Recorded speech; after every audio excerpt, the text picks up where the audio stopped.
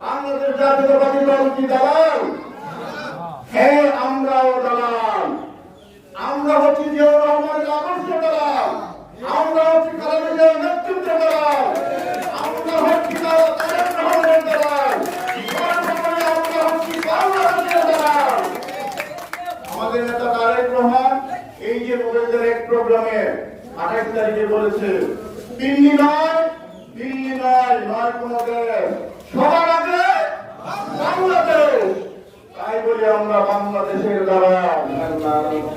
ইয়া মান্নান ইয়া মুগনি ইয়া সুবহান ইয়া রহমান ইয়া রহিম ইয়া আমানুল খাইফিন ইয়া গিয়াসাল মুস্তাগফিরিন ওয়া ইয়া রাজা as-sa'ilin ইয়া রাব্বাল আলামিন ইয়া